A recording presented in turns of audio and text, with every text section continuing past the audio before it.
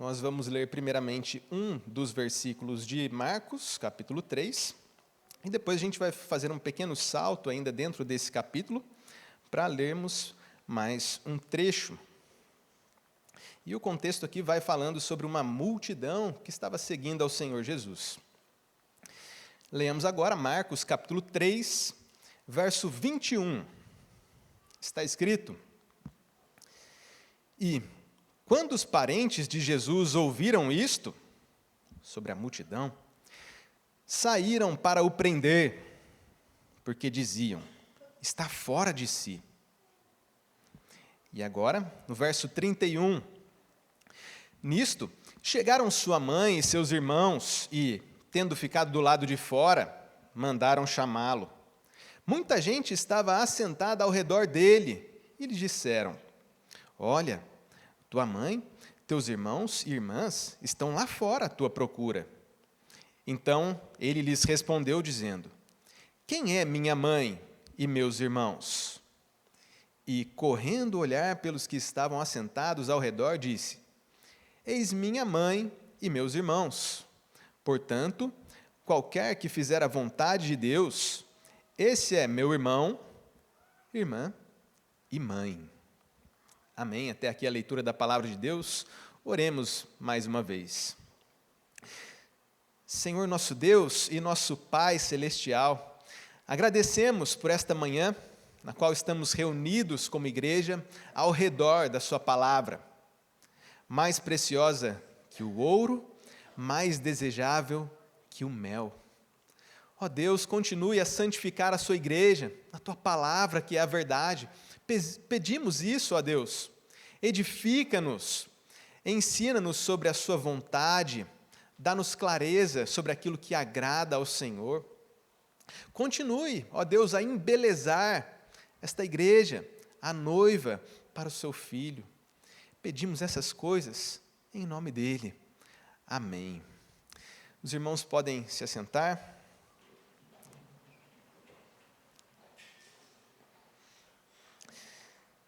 Família é extremamente importante.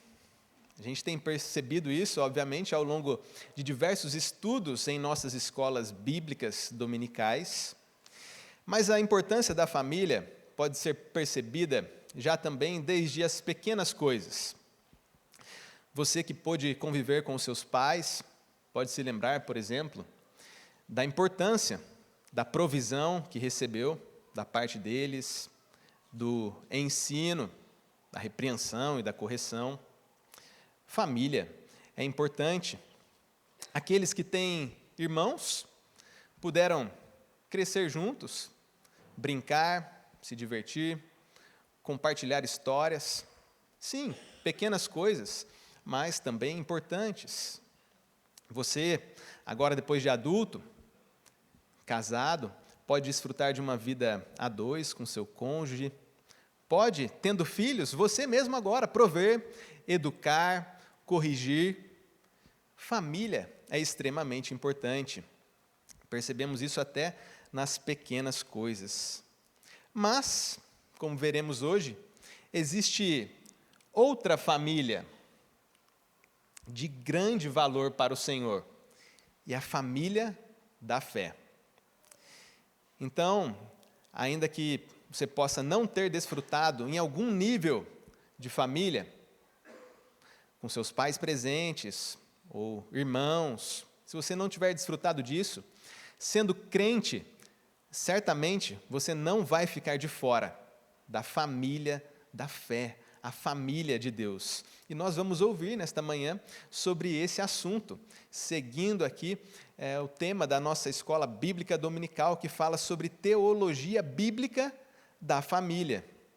E olharemos para esses e outros assuntos a partir da família de Jesus. Como vocês bem sabem, nós começamos esse estudo a respeito de casamento, de paternidade, maternidade, de família, desde Gênesis 1. Nós temos olhado, então, para essa teologia bíblica da família. Em regra, de modo geral, o que nós fizemos foram exposições seguindo a sequência dos livros bíblicos mesmo, de Gênesis a Apocalipse, olhando para essa teologia bíblica da família. Mas deixamos para o final desta grande série alguns outros textos bíblicos que também tocam neste tema tão importante para a Igreja do Senhor. E hoje, então, a nossa aula está principalmente ali no texto de Marcos, capítulo 3, quando olharemos juntos para a família de Jesus. E o conteúdo da aula de hoje, ele pode ser resumido, basicamente, com a seguinte ordem: ame sua família, principalmente a família da fé. Esse é o resumo da aula de hoje. Ame sua família, principalmente a família da fé. E olhando para o texto que nós lemos no início, nós queremos ver algumas implicações daquele texto. Primeiro, a respeito da família menor, a nossa primeira família. E aqui incluo nossos pais, nosso cônjuge, filhos, nossa primeira família. Mas também veremos algo a respeito de pertencer a Jesus e, por fim, sobre a nova família, a família da fé, da qual cada um dos crentes desfruta e pertence. Então, esses serão os 3 assuntos que nós vamos percorrer dentro do tema família, a nossa primeira família, sobre pertencer a Jesus e a nova família da fé. Vamos então começar por essa família menor. E aqui estão incluídos, como dissemos, seus pais, irmãos, cônjuge, filhos. O que nós vemos, olhando para esse episódio de Marcos 3, à luz das Escrituras, é que o Senhor Jesus ama a família dele. É importante a gente começar afirmando isso e observando o amor de Jesus pela família dele. Porque, como nós veremos, por um certo tempo, a família do Senhor Jesus teve que ficar de fora ali, da casa, do ambiente que nós trataremos aqui em Marcos 3. E por que será que a família ficou de fora esperando o Senhor Jesus? Certamente não era porque o Senhor deixava de amá-los. E sim, nós veremos, o Senhor Jesus ama a família dele. São diversos textos bíblicos nos quais nós vemos o Senhor Jesus falando sobre a importância desse relacionamento familiar. Pais, irmãos, cônjuge, filhos. Por exemplo, quando um jovem rico foi perguntar ao Senhor Jesus a respeito de herdar a vida eterna, o Senhor Jesus fez questão de reforçar os mandamentos ao jovem, antes de ser mais específico naquilo que aquele rico precisava.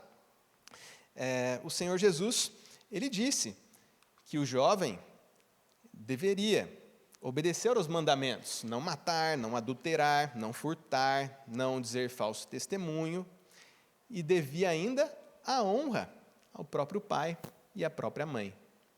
Antes, então, de mostrar qual era o problema daquele jovem rico que estava apegado às riquezas, o Senhor Jesus afirmou o dever de honrar pai e mãe.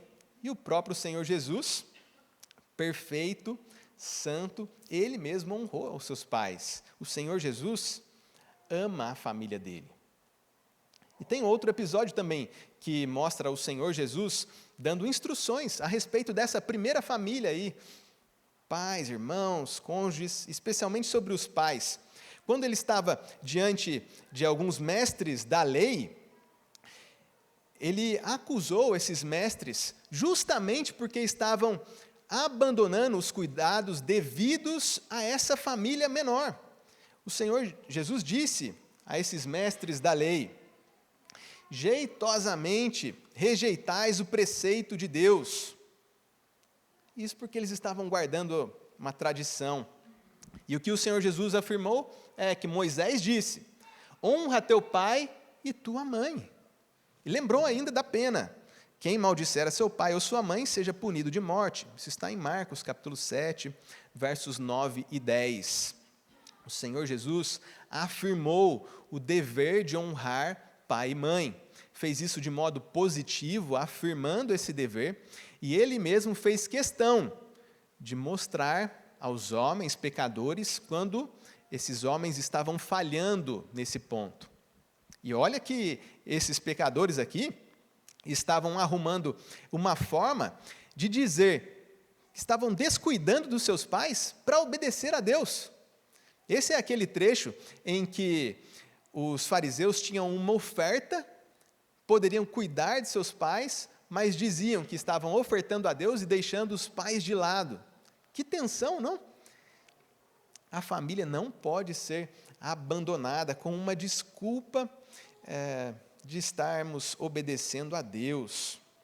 Nós veremos mais a respeito dessa tensão entre o amor à nossa primeira família e o amor a Deus, mas que fique claro que o Senhor Jesus ama a família dele.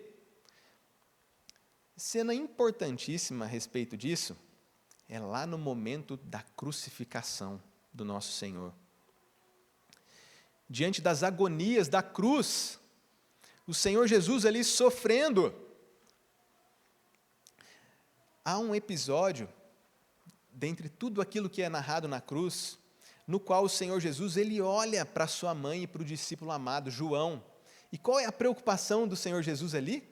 É com essa primeira família, ou seja, com a sua própria mãe.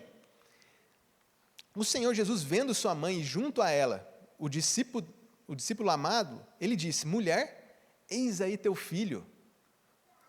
Principalmente naquele contexto, uma mãe ficar sem o marido, e provavelmente era esse o caso, né? José, marido de Maria, havia falecido, ao que tudo indica.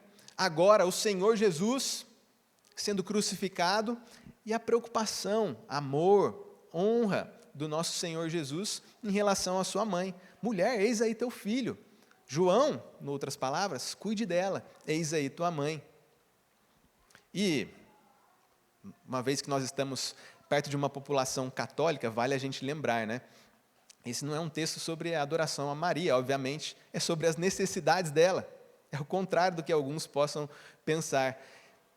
Maria necessitava de cuidados. O próprio Senhor Jesus cuidou dela, e mesmo diante da morte, do sofrimento, ele fez questão de demonstrar seu amor e necessidade dela, provendo ali o próprio João para cuidar então de Maria. E João, desde essa hora em diante, diz o texto, ele tomou Maria, levando-a para casa. Isso está lá em João, capítulo 19, versos 26 e 27. Então, o Senhor Jesus ama a família dele. E nós devemos amar a nossa. Mas vejam que o Senhor Jesus ama a família dele e reconhece os limites dela. Faz parte do amor à nossa família reconhecer os limites dela. Em que sentido? É com esse pano de fundo, com essa questão toda, que nós vamos olhar aqui para o nosso texto de Marcos. Mas falta ainda uma pequena observação, antes da gente voltar aqui para Marcos 3, 21. Justamente a respeito das limitações da nossa família. Talvez vocês não tenham se lembrado de pronto aí, mas nesse momento de Marcos, em que o Senhor Jesus deixa a família ali, para fora da casa, esperando um pouquinho, né? Ele fala: quem é minha mãe? Quem são meus irmãos? Se a família Maria, os irmãos ficam de fora. Nessa altura ali, os irmãos de Jesus, pelo menos alguns desses irmãos, não criam nele. E o texto que fala sobre isso está lá em João 7. Mais tarde, um momento em que os judeus estavam se dirigindo a uma festa obrigatória do calendário judaico, uma festa instituída por Deus, os irmãos de Jesus falaram com ele, dizendo para o nosso Senhor que fosse até essa festa e pudesse fazer os seus feitos, agir ali de modo público. E nessa ocasião, então, João, lá no capítulo 7, ele inclui uma nota. Os irmãos disseram: se fazes estas coisas, manifesta-te ao mundo. E João escreve: pois nem mesmo os seus irmãos criam nele. Então, nessa altura do campeonato aqui, de Marcos capítulo 3, o Senhor Jesus falando quem são mesmo seus irmãos, mãe. Nessa altura, nem mesmo os irmãos de Jesus criam nele. Então, família tem os seus limites. E aqui, a família do Senhor Jesus mostra o quão era limitada até este ponto, porque nem mesmo os irmãos criam no próprio Senhor Jesus. E agora, então, Marcos, capítulo 3, verso 21, que nós lemos aqui, ó, o episódio que vai dizendo: e quando os parentes de Jesus ouviram isto, tinha uma grande multidão seguindo o nosso Senhor, né? O versículo anterior fala sobre isso. Os parentes saíram para o prender. Se a gente olhar para outras traduções bíblicas, a gente vai ver que é realmente algo forçado. Eles queriam pegar o Senhor Jesus à força, porque diziam está fora de si. E ainda que não fique tão claro aqui para a gente quem é que dizia que o Senhor estava fora de si, né? Se era a multidão ou incluía os próprios irmãos, o fato é que a família de Jesus, os parentes dele, quiseram intervir. Imagine só, o Senhor Jesus está ali com seus discípulos evangelizando, e é este o caso, nós vemos nos textos paralelos, o Senhor Jesus falando do evangelho do reino, ensinando os discípulos, e os parentes de Jesus saem para impedir que isso continue. Quem é que está fora de si? Os parentes de Jesus, né? E como a gente viu, alguns deles não criam no Senhor Jesus, saíram para o prender, para pegar o Senhor à força. E lá no verso 31, então, como nós lemos, chega o anúncio para o Senhor Jesus ensinando os seus discípulos, ó, sua mãe, seus irmãos, irmãs estão ali do lado de fora. Né? Bastante gente assentada ao redor do nosso Senhor Jesus. E o Senhor Jesus, no verso 33, então, lança essa pergunta: quem é minha mãe e meus irmãos? Pelo menos por algum tempo, Maria e os irmãos de Jesus ficaram ali do lado de fora, esperando Jesus. O discipulado, a mensagem do reino, não poderia ser interrompida. E esses parentes estavam agindo de modo errado ao querer impedir isso, impedir esse discipulado. E o Senhor Jesus pergunta, então, quem é minha mãe e meus irmãos? Como nós vimos, o Senhor Jesus ama a família dele e reconhece os limites dela. Eles tiveram que aguardar um pouquinho do lado de fora da casa. E qual que é a primeira implicação, a aplicação que nós vemos deste ponto aqui para as nossas vidas, para as nossas famílias? Perdoe-me. Nós vemos que na tentativa de resgatar valores familiares no mundo que ataca a instituição chamada casamento, alguns têm exaltado a família além dos limites bíblicos. É isso mesmo. Nós estamos aqui em uma série de sermões, exposições a respeito de família, mas nós estamos fazendo isso de modo bíblico. Justamente por esse motivo é que nós estamos tendo a aula de hoje, para que nós entendamos os limites bíblicos a respeito de família. Mas alguns acabam extrapolando os limites bíblicos, caindo naquilo que o Dr. Davi Merck, escritor do livro que nós temos caminhado aqui em paralelo, ele chama de familiolatria. É uma idolatria da família. E nós podemos acompanhar, por exemplo, alguns documentários, coisas que têm sido faladas a respeito da família, mas que muitas vezes tentam resgatar valores familiares, mas extrapolam limites bíblicos. Vocês já perceberam?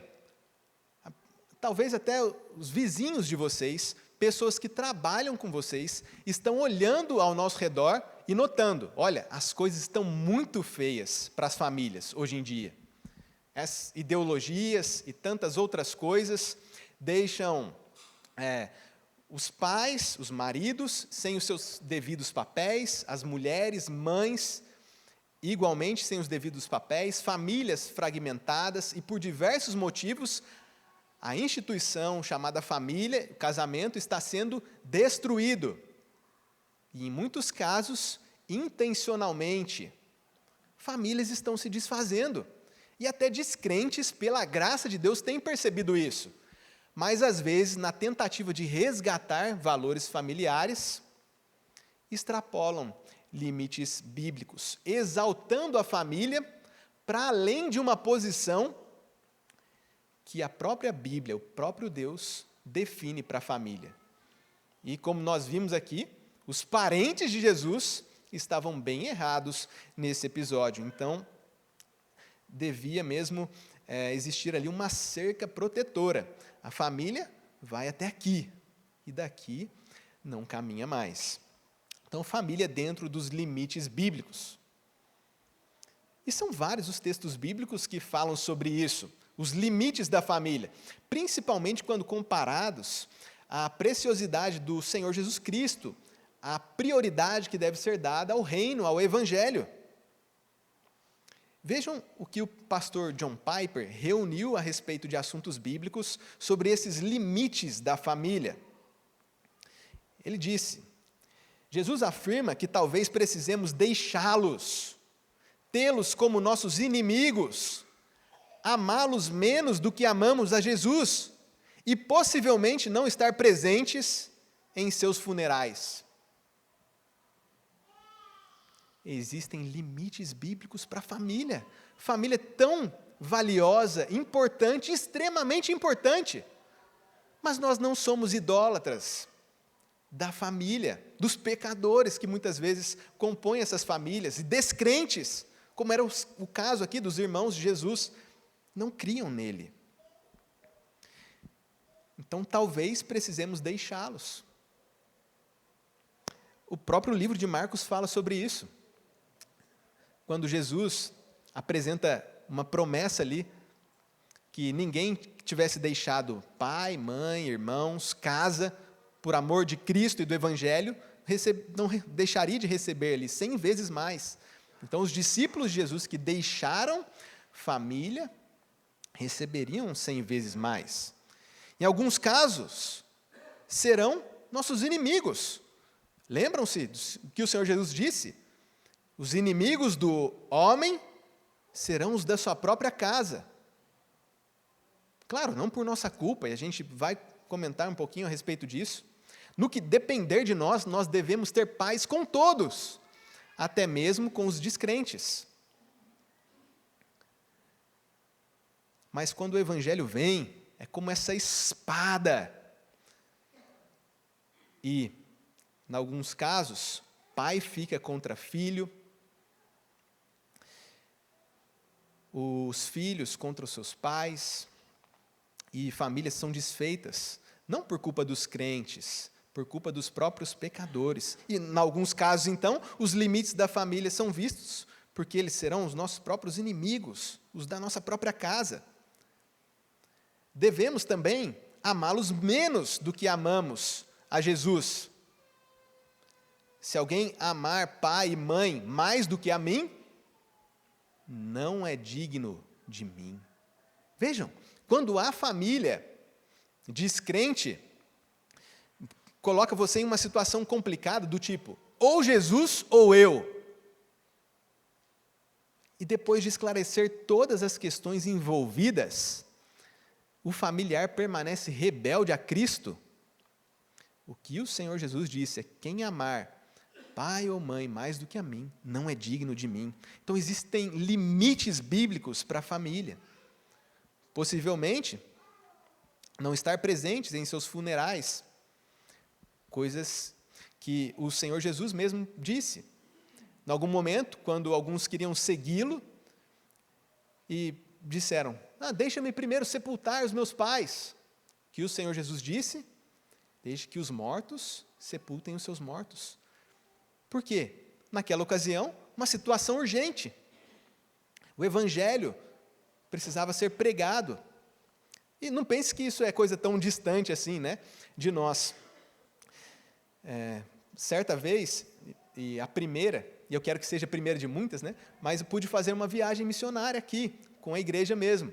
Os recém-chegados talvez não sabiam disso até então, né?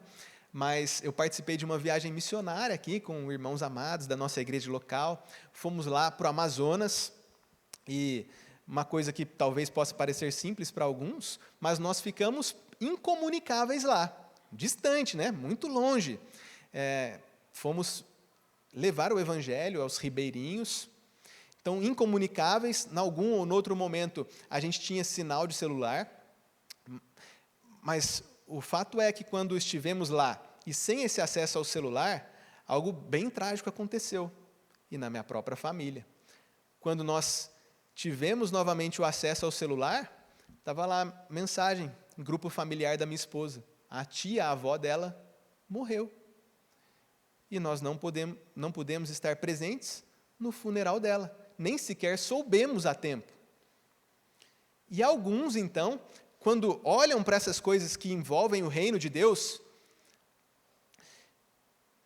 por exemplo, podem não querer fazer missões. Não, eu vou fazer missão? Vou ficar incomunicável? Mas como assim? Eu não vou falar com a minha família? E algo que realmente poderia ser simples num primeiro momento, quando a gente volta, a tia dela tinha falecido, não dava tempo de chegar no funeral, nem ficamos sabendo somente depois. Por quê? Simplesmente porque estávamos incomunicáveis. Alguns, então, não vou fazer missões, porque a prioridade nesse caso é a minha família. E esse é um pensamento errado. Obviamente que a tia, a avó da minha esposa, estava bem cuidada lá. Tinha outras pessoas dando assistência, cuidando dela. E nós estávamos obedecendo a Deus, indo aqui, junto com a igreja, representando a igreja, fazendo missões. Mas isso aí faz parte do custo do discipulado. Tanto em situações missionárias, como no dia a dia. Alguns momentos, os nossos familiares poderão querer colocar em xeque, ou Jesus, ou eu. Ou o evangelho, ou o reino, ou eu. E existem limites bíblicos para as famílias, tão preciosas, tão valiosas, mas esses limites existem, e a gente precisa estar bem consciente disso. Quando afirmamos o valor da família, devemos amar a nossa família e reconhecer os limites dela. Isso faz parte, é amor pelos nossos familiares. Quando Jesus é mais valorizado, os nossos familiares são convidados também a participar dessa vida de amor ao nosso Senhor Jesus Cristo. E é por isso que o segundo tópico dessa aula vai falar aqui sobre pertencer a Jesus. Apenas para lembrarmos, então, o assunto aqui da nossa EBD de hoje é família, vamos recapitular, né? Família, nós estamos olhando para um episódio a respeito ali da família de Jesus, ocasião em que Maria e os irmãos do Senhor ficaram do lado de fora da casa. Nós vimos que o Senhor Jesus ama a família dele. A família esperou lá, aí o Senhor Jesus ama a família dele e reconhece os limites dela. E agora nós, olhando ainda para esse texto, no segundo ponto da aula de hoje, queremos olhar sobre esse pertencer a Jesus, pertencer à sua família. Com esses dois versículos aqui do trecho que nós já lemos, Marcos capítulo 3, versos 34 e 35. Está escrito assim, respondendo àquela pergunta, né? O Senhor Jesus disse, e, correndo o olhar pelos que estavam assentados ao redor, disse, eis minha mãe e meus irmãos. Portanto, qualquer que fizer a vontade de Deus, esse é meu irmão, irmã e mãe. Percebem só quem pertence à família de Jesus? Qualquer que fizer a vontade de Deus. O Senhor Jesus disse, esse é meu irmão. E o que nós aprendemos já desse simples episódio aqui, né? Um episódio curto, mas nós vemos que Maria, José, o pai provavelmente falecido, né?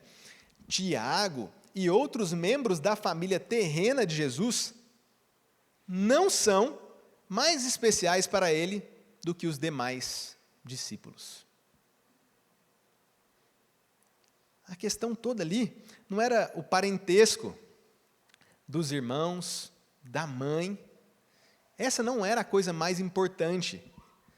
E os membros da família de Jesus ali, então, não são mais especiais para ele do que os demais discípulos.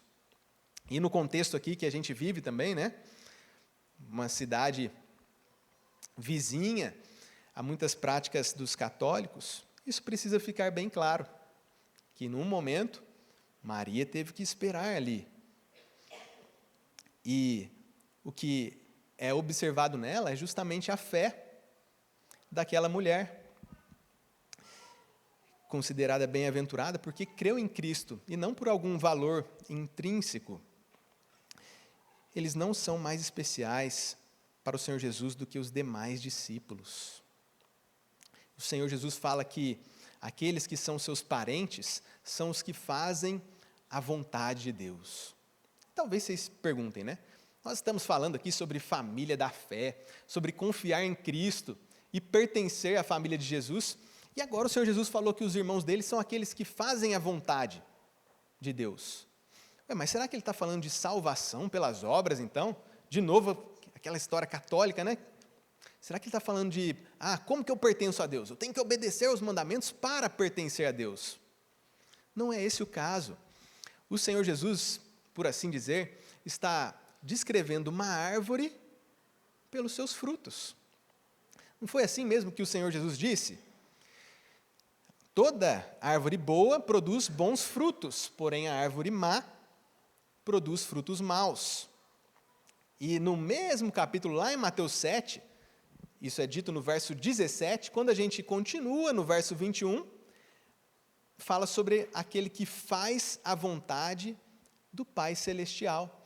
Então, os frutos naquele capítulo de Mateus 7 são igualados ao fazer a vontade de Deus, o Pai.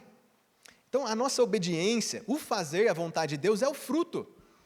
Quando a gente olha para o fruto do Espírito, né? Amor, paz, alegria, longanimidade, esses são frutos.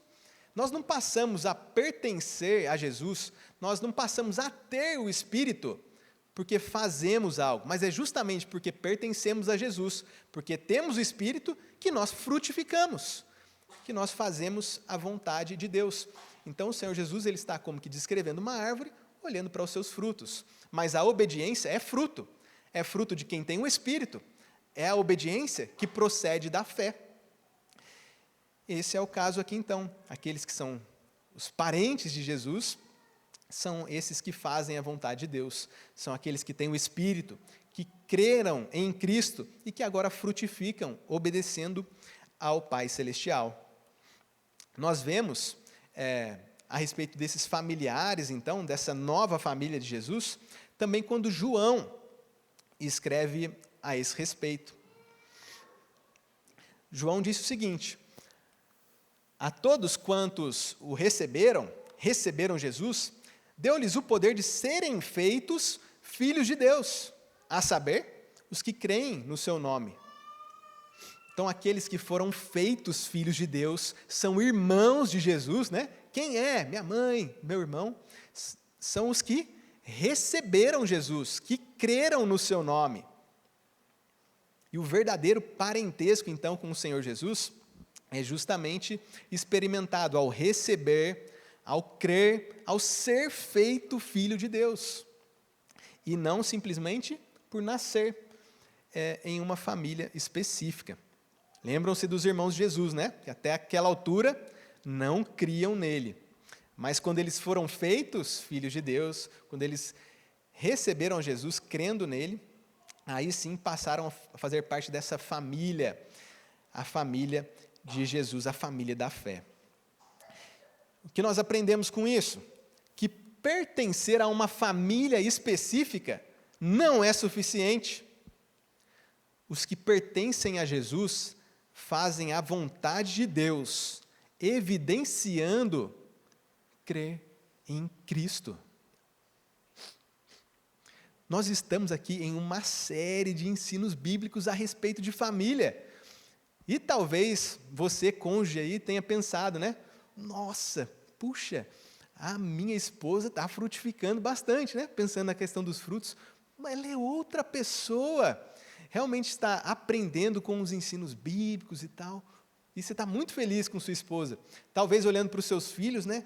Olha só, meus filhos, como estão mais obedientes, eles realmente mostram que creem em Cristo, eles demonstram isso, me obedecem, quando falham se arrependem.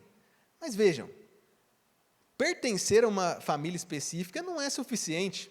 A questão não é a respeito do nosso cônjuge, dos nossos filhos, a questão é sobre cada um de nós também. Quando nós estamos ouvindo aqui uma série de ensinos bíblicos, não é apenas para a gente pensar no outro, né? Puxa, olha, minha esposa realmente tem que melhorar nesse ponto. Nossa, então isso era falta de fé? Minha esposa precisa se arrepender nesse aspecto, confiar em Cristo, ser santificada. Não é apenas sobre a esposa, sobre o filho, é sobre nós mesmos. Não é apenas sobre pertencer a uma família saudável, é sobre crer em Cristo, pertencer a Ele. Se a sua família está saudável, mas você não, isso não é suficiente. O que nós vemos aqui é que os que pertencem a Jesus são aqueles que fazem a vontade de Deus, evidenciando crer em Cristo.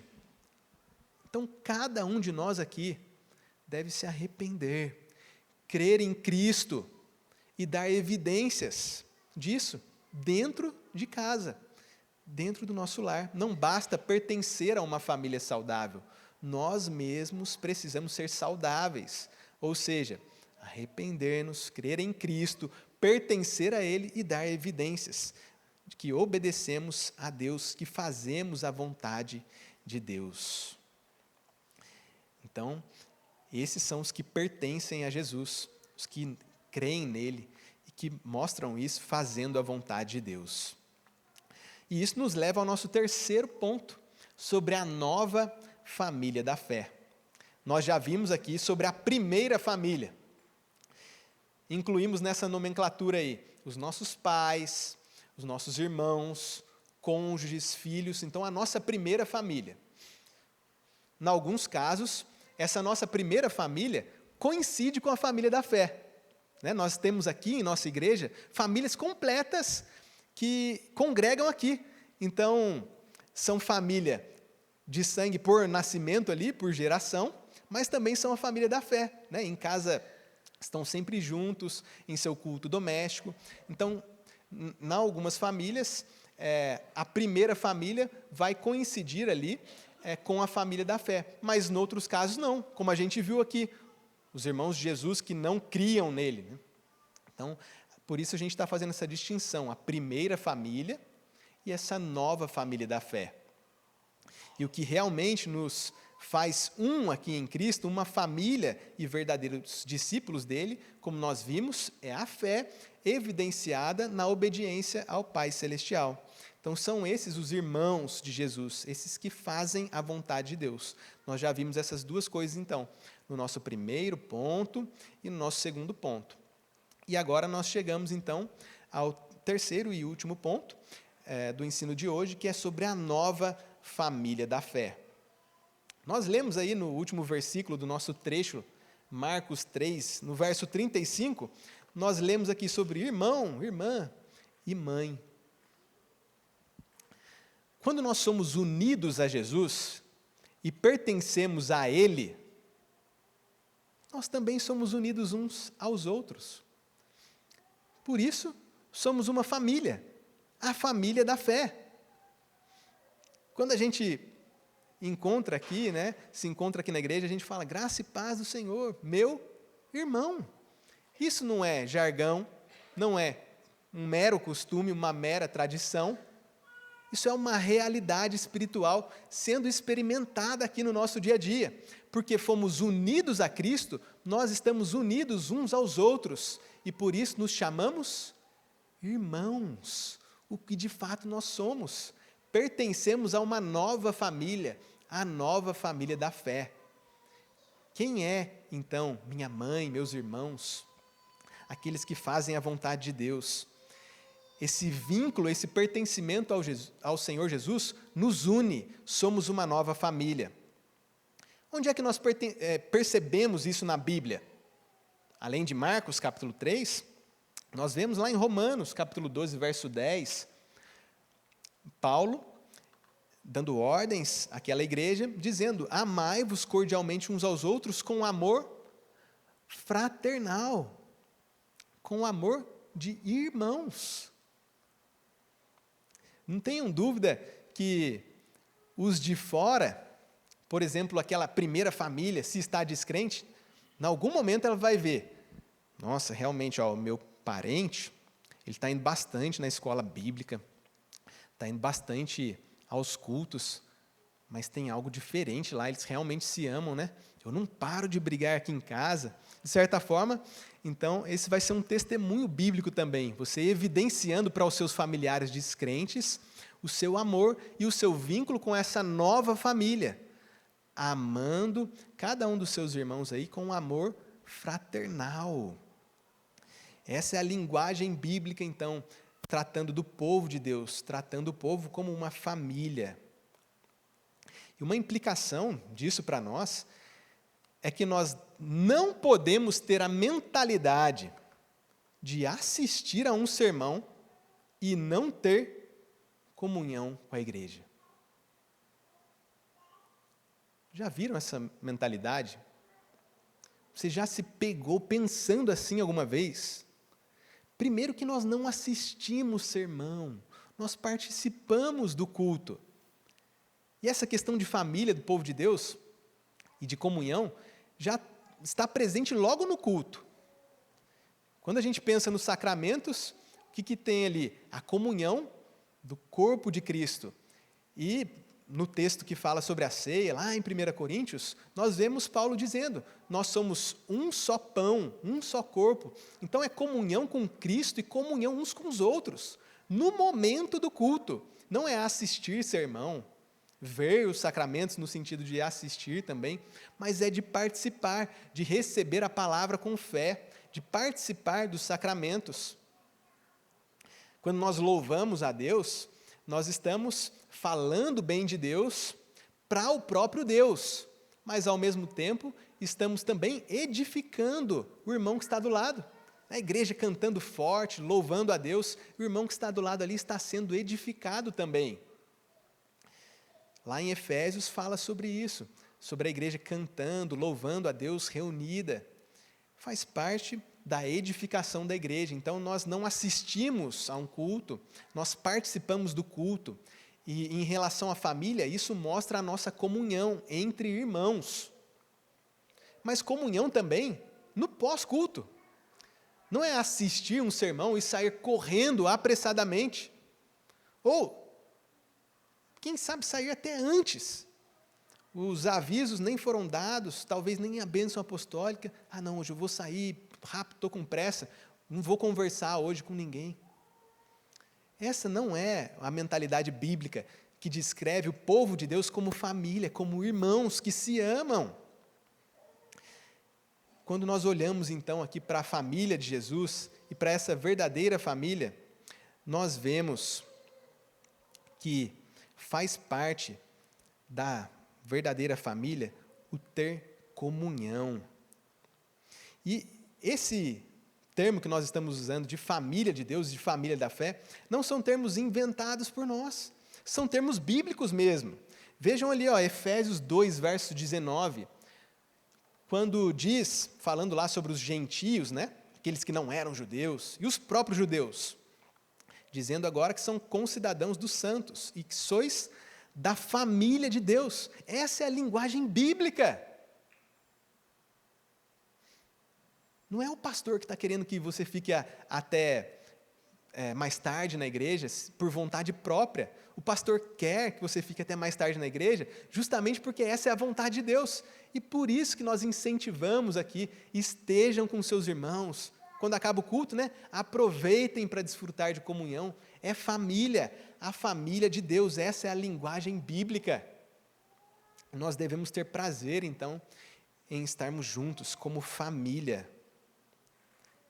E aqui fica uma pergunta para nós, para cada um de nós.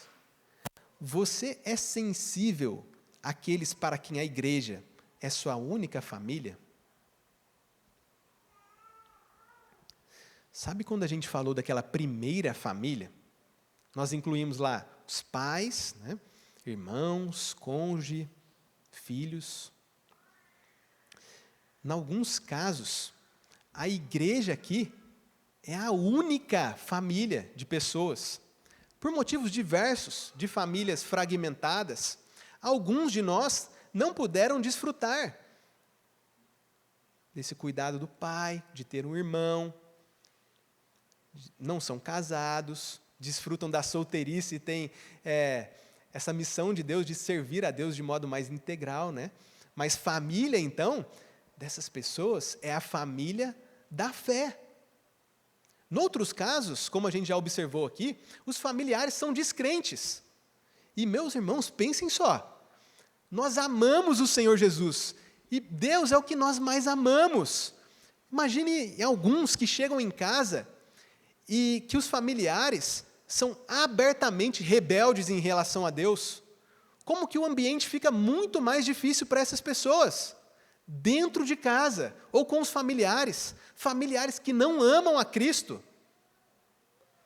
Para esses de nós aqui que tem familiares descrentes, abertamente rebeldes, a igreja é sua única família. E nós devemos estar atentos a isso. Como?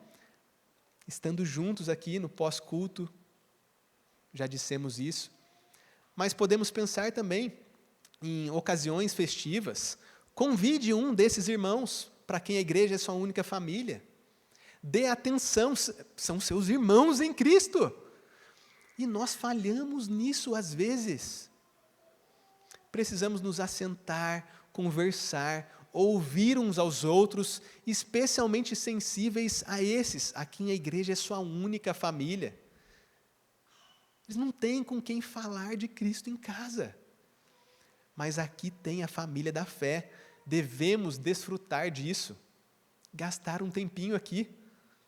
Por mais que saibamos, né, vou chegar em casa agora, tem uma família, né, nós podemos fazer devocionais juntos, tem irmãos aqui dentro esperando para fazer devocional com você. Então participe das atividades da igreja, receba irmãos em casa, é a nossa família. E o termo família da fé também é bíblico, assim como lá o termo família de Deus. E qual que é a importância da família da fé?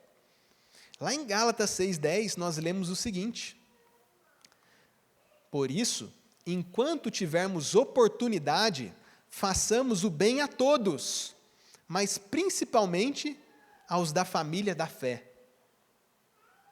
Façamos o bem, principalmente aos da família da fé.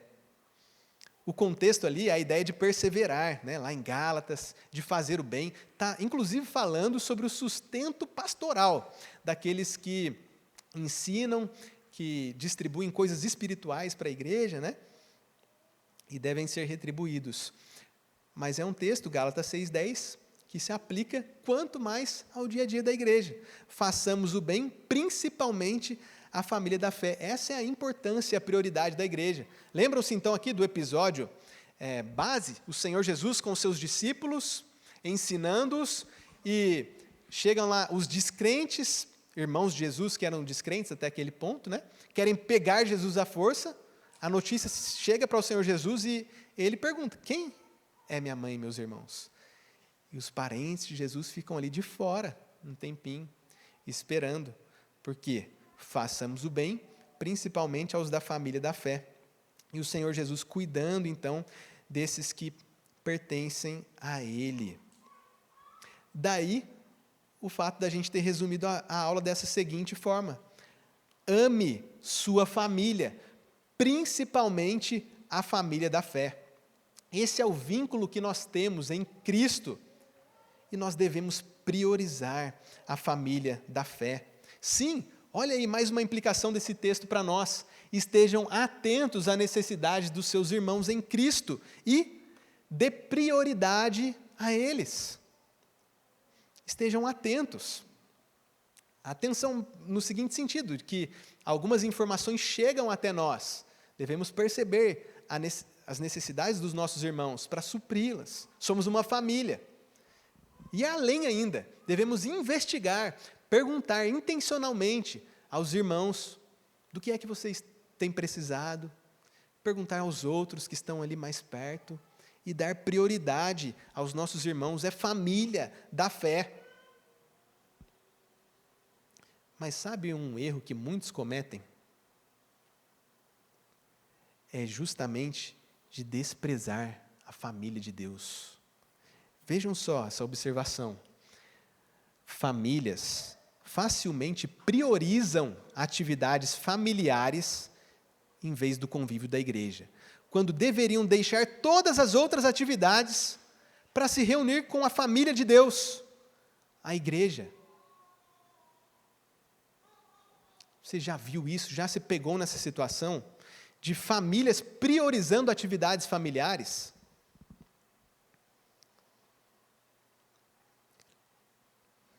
Por exemplo, primeiro para mostrar que o assunto é complexo, mais complexo do que parece. A gente tem mandamentos de Deus sobre cuidar dos nossos pais, de recompensar os nossos progenitores. Então, pense em um caso de uma enfermidade familiar, né? Para dificultar um pouco a questão. Então, alguém pode ter uma dúvida genuína aqui. Nossa, como que eu vou priorizar ao Senhor Jesus Cristo, priorizar a família da fé? Eu tenho um familiar acamado em casa. Pense só que dificuldade. Nós temos que cuidar dos nossos familiares. Então, alguém pode ter uma dúvida genuína. Como fazer isso? Como cuidar do meu pai acamado e, ao mesmo tempo, dar atenção à igreja, à família de Deus? Pode haver uma dúvida genuína e outros já podem usar de desculpa, né? Como os fariseus, né? Eu quero fazer algo, meu próprio coração pecaminoso, então, a partir de agora, é uma desculpa, eu vou faltar à igreja justamente porque Deus manda cuidar do meu familiar. Então, em alguns casos, primeiro, estamos vendo que as situações são complexas.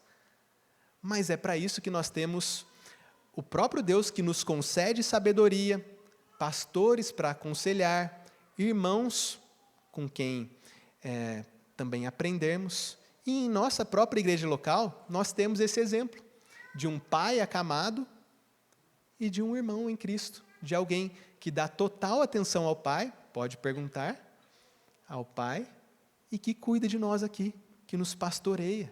Então, as situações são complexas, e eu não quero minimizar aqui a complexidade das situações, mas quero mostrar, biblicamente, é o texto que se impõe a nós aqui, e nos mostra o quanto, às vezes, nós falhamos em coisas pequenas.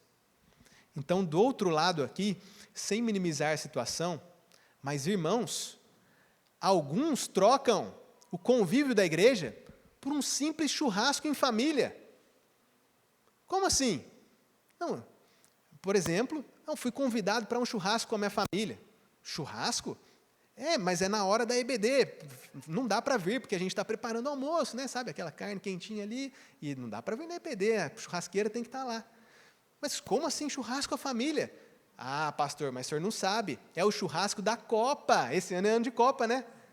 Você está pensando que é algo anual? Não é não, é de 4 em 4 anos que tem esse churrasco, é tradição familiar, pastor, é Copa, 4 em 4 anos, quando que isso vai se repetir? Então tem que ir lá no churrasco com a família. Mas como? Era só, com a graça de Deus, sabedoria de Deus, você priorizar. Não dá para chegar mais cedo e sair mais cedo. Vem para EBD, dá atenção aos seus irmãos, depois você vai lá para o churrasco. E se a carne estiver já passada, não tem problema. A questão do churrasco lá em si não é pela carne, é pelos familiares. Você consegue participar da família de Deus, da igreja aqui, e dar atenção depois aos seus familiares, antes e depois, por exemplo. Então, esse é um fato mais simples assim, mas que muitos de nós tropeçam nesses assuntos como esse, de priorizar atividades familiares. Isso é um mau testemunho até. Por quê? Em vez das famílias priorizarem atividades familiares, como nós estamos aprendendo aqui, as famílias inteiras deviam estar na família de Deus. E quando você mostra aos seus familiares que eles vão ficar de fora ali um pouquinho, né? Pensa nos irmãos descrentes de Jesus. Eles vão aguardar ali um pouquinho. Isso é um testemunho do quanto eles precisam se juntar a nós, se arrepender dos seus pecados, crer em Cristo, de como Cristo é muito mais valioso do que um almoço de domingo. E de que o convívio com a igreja é muito mais prazeroso do que um churrasco de copa. Então, observando esses dois extremos, né, a complexidade de um pai acamado e um exemplo que às vezes a gente tropeça e simples, nós podemos ver que de um ponto a outro, Deus nos concede sabedoria e prazer para valorizarmos a Deus e a família da fé, o Evangelho, o reino de Deus. E nós precisamos urgentemente aprender sobre isso. Devemos fazer o bem a todos, principalmente aos da família da fé. Um pastor escreveu o seguinte: minha família precisa da família da igreja para seu próprio crescimento e saúde. Meu irmão, lembra lá os parentes de Jesus, querendo prendê-lo, pegá-lo à força, pensando que o nosso Senhor estava fora de si? Deixar a família de Deus para fazer atividades familiares, isso que é estar fora de si, endoidecido, fazer uma coisa dessas. A nossa própria família precisa da família de Deus, precisa da igreja, do próprio Deus para o seu próprio crescimento e saúde. Você não vai ter sucesso em estabelecer sua própria família. Eu também não terei sucesso fazendo isso, desprezando a família de Deus. Jamais. Nós precisamos de Cristo e uns dos outros para a nossa edificação, crescimento e saúde, para compartilharmos do Evangelho também nos nossos lares, nos dedicarmos, cada um ao seu próprio cônjuge, aos seus filhos. O nosso lar precisa de Cristo e precisa da comunhão aqui da igreja, essa comunhão que transborda o nosso culto e invade os nossos lares. Nós devemos amar nossa família, principalmente a família da fé. E é isso que nós vimos hoje, olhando para esse texto de Marcos 3, à luz da Bíblia, vendo sobre a nossa primeira família. Pais, irmãos, cônjuge, filhos. Nós devemos amar nossa família, reconhecer os limites dela. Nós vimos sobre pertencer a Jesus. Estamos unidos a Cristo pela fé evidenciada na obediência ao Pai Celestial. E unidos a Cristo, estamos unidos uns aos outros, a nova família da fé, a quem nós devemos fazer o bem, principalmente. Devemos amar nossa família, principalmente a família da fé. E foi isso que a gente aprendeu hoje aqui, olhando para esse episódio da família de Jesus. Vamos agradecer a Deus por esse ensino, então, e pedir que nos conceda graça para isso. Senhor Deus, nós agradecemos a Ti pelo ensino de hoje. Obrigado por cuidar de cada família aqui. Nós realmente precisamos do Senhor, da graça do Seu Espírito, da capacitação que vem por estarmos unidos a Cristo. É o nosso prazer estarmos unidos a Ti uns aos outros. Além do nosso prazer, é também uma bênção para os nossos lares, porque certamente é o que recebemos de Ti, na comunhão da igreja, que abençoa as nossas casas. Nós Te agradecemos, então, ó Deus, por esse ensino. Que o Senhor conceda, ó Deus, graça a cada um de nós para priorizarmos o Senhor, o Seu reino, e assim amarmos verdadeiramente nossas famílias. Nós não estaremos demonstrando amor aos nossos familiares se demonstrarmos desprezo pelo Senhor e pela sua igreja. Então capacita-nos, ó Deus, que o Senhor mesmo nos ajude a nos arrepender naquilo em que temos falhado e, confiando em Ti, fazermos a Sua vontade, amando ao Senhor e a Sua igreja, a família da fé.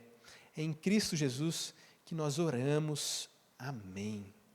Irmãos, ainda antes do pastor vir aqui à frente, eu tinha uma citação com a qual eu pretendia encerrar a aula. Vamos apenas ler essa citação, então. A irmã vai colocar ali para a gente. É uma citação que mostra a beleza aí da família de Deus, dizendo que os cristãos são unidos por sua fé comum em Jesus Cristo, em razão dessa fé que compartilham, adoram a Deus juntos, ministram juntos, oram juntos e estudam as Escrituras juntos. Nessa nova família, de modo miraculoso, amam pessoas que eram completamente desconhecidas, como se fossem seus pais, mães, irmãs e irmãos, pois em Cristo de fato são. Nós devemos nos alegrar por isso. Somos uma família em Deus. E que o nosso Deus abençoe os nossos estudos por vir aí, nesse restante de série a respeito da teologia bíblica da família.